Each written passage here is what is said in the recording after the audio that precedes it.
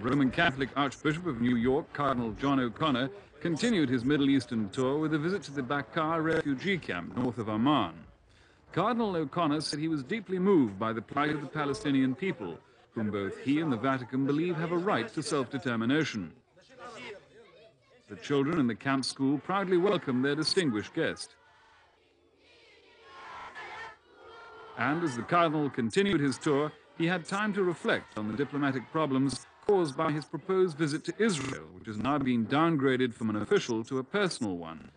At the Child Health Clinic in this United Nations-sponsored camp, the largest in Jordan, the immediate needs of these small children obviously touch the Cardinal, their trusting faces serving to strengthen his resolve to try to find a solution to the Palestinian problem.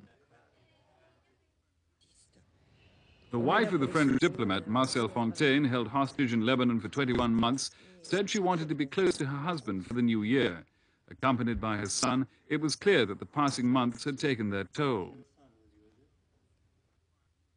The toll of those killed in reprisals grew again with the statement by the Organization for the Oppressed in the World that it had killed 3 hostages.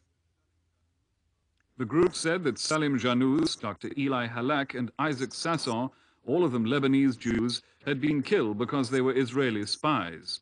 The group demanded the removal of Israeli troops from southern Lebanon and the release of prisoners in Israeli-occupied territories before they would hand over the bodies.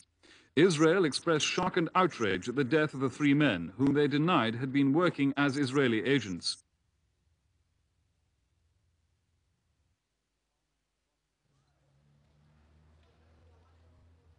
The bomb, as so often happens in the fighting in Lebanon, had been placed under a car. It went off outside a hotel and badly damaged surrounding shops and offices.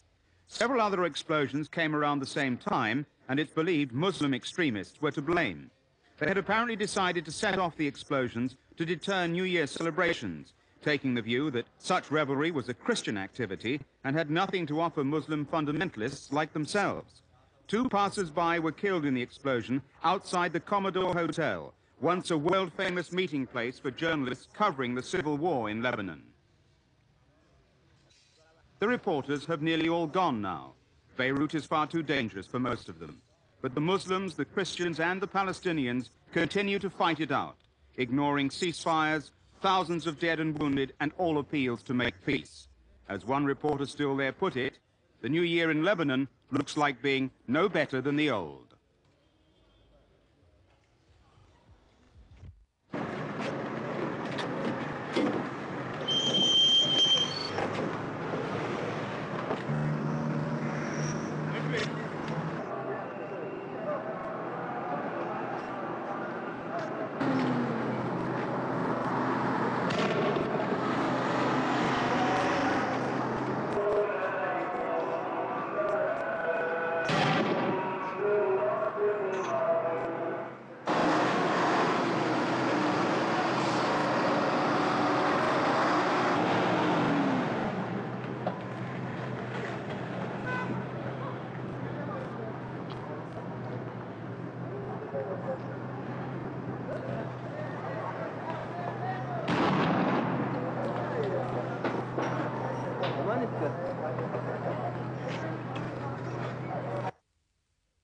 Both Cyprus and Lebanon have protested fiercely at the Israeli Navy's interference.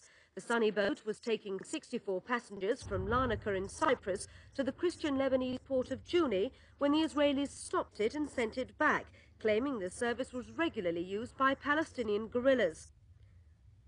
However, the ship's captain, Dimitris Rakis, strongly denied suggestions that he was in the habit of carrying gunmen. I'm positive and confirmed by the immigration officer are not terrorists on board. And I used to check to make a very strict control in the passports, according to my opinion and according to the means I have in my hands to control these activities.